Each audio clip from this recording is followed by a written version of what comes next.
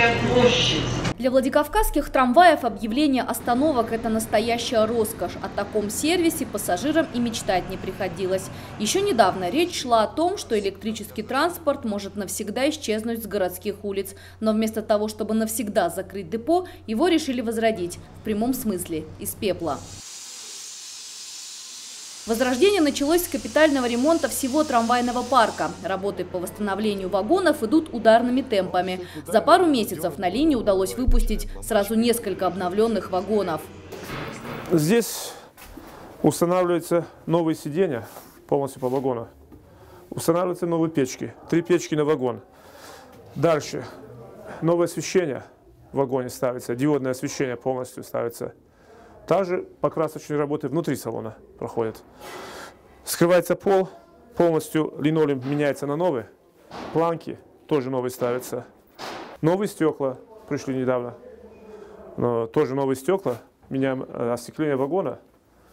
Поручни снимаются, зачищаются и красятся тоже. Работа по капитальной реконструкции очень трудоемкая и требует времени. Специалисты с особым удовольствием выполняют поставленные задачи. Ведь на их памяти трамваи не ремонтировались почти 30 лет. До Нового года они планируют выпустить на линию еще один обновленный вагон. Здесь же вы сейчас видите новые тележки, практически новые тележки, которые были подготовлены для нового вагона, который выйдет в ближайшее время. Вот. Здесь абсолютно заменено практически 90% всех механизмов. Да, это, кстати говоря, единственные тележки у нас, которые полностью на немецких механизмах. То есть в России сегодня нет таких тележек. Да? Сюда полностью были куплены новые колесные пары, можете вот их посмотреть. Да? Перебраны двигатели все новые, карданы, валы, амортизаторы. Здесь все абсолютно новое. То есть отсюда выезжает практически 100% новый вагон. На капитальный ремонт одного трамвая уходит 1,5 месяца и почти 700 тысяч рублей. Все средства были предоставлены частными инвесторами, на которые удалось с нуля восстановить 5 вагонов. В течение следующего года весь трамвайный парк Владикавказа обретет солидный вид.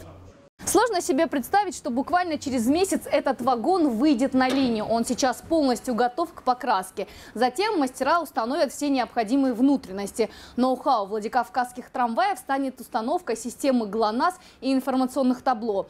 Также в ближайшее время пассажиры смогут воспользоваться Wi-Fi. К такому ускоренному преображению трамваев руку приложил Вячеслав Битаров. Именно по его инициативе депо из частных рук было передано в собственность Владикавказа.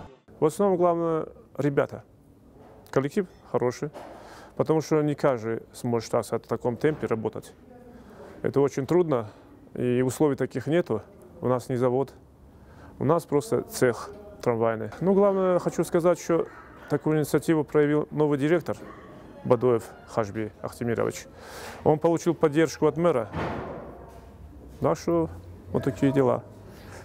В новом году городские власти планируют полное обновление путей и капремонт всего трамвайного путепровода, который будет служить до 100 лет. Елена Черенкова, Савелий Зангиев, Осетия Ньюс.